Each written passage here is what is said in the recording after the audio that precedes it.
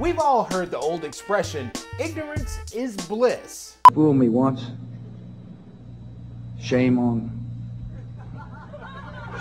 you.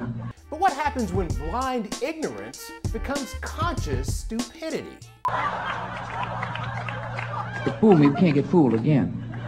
Bush jokes aside, when it comes to dealing with the important issues affecting our country, conscious stupidity, that's the willingness to ignore facts, seems to be taking over American society. Take, for instance, the issue over rising gas prices. America is addicted to oil. The best way to break this addiction is through technology. Some politicians propose implementing a gas tax holiday. Americans need some relief. Why don't we give Americans a break? If this were to happen, the U.S. government would temporarily suspend the federal excise tax on gasoline. Ideally, it would reduce the price by 18.4 cents per gallon. And the savings to you? A whopping $10 for every month the gas tax holiday is in place. Yeah, I was hoping for a little more too. But hey, it sounds good. When politicians first suggested this legislative marvel, a huge portion of the public thought it was the greatest thing since sliced bread.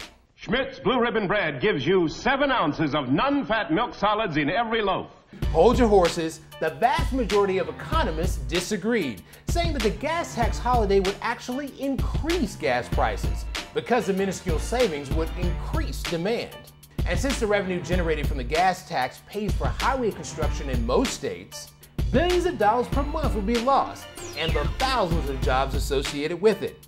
Besides all that, the gas tax holiday would still have to be passed by Congress. And we know how long that would take. Most people bought into this idea hook, line, and sinker without considering the consequences.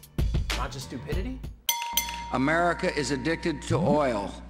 Oh yeah, you can't talk about high gas prices in a political season without talking about the controversial topic of offshore drilling.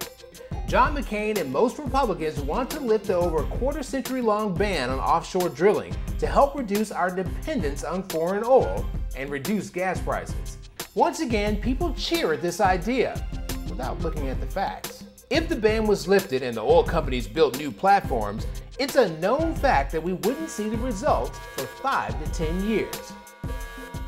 Yeah, those gas prices are coming down right now. In addition, having platforms up and down our nation's coastlines poses a real environmental threat. And besides, there's no guarantee that a substantial amount of oil would be found in those places anyway. Even with all that, many people still believe that lifting the ban on offshore drilling is a solution to our energy problems. I think everyone knows by now that finding alternative sources of energy is the long-term solution. The point to be taken from all this is that as a people, we spend too much of our time listening to what we want to hear. Americans need some relief. Why don't we give Americans a break? Being oblivious to the facts associated with the issues and problems that affect us all. Because we don't like to accept or deal with the facts, we hurt ourselves over and over again. We fight two-front wars. We don't properly fund our public schools but put a ton of money into prisons. We give huge tax breaks to companies that ship jobs overseas, but don't reward the companies that keep them here. And we watch the glaciers shrink in size every year, but we don't put real pressure on the government to do anything about it. And that's just the tip of the iceberg. Ignoring the facts is the gateway to conscious stupidity. Which side of the line are you on? See you next time with another scoop of pure logic.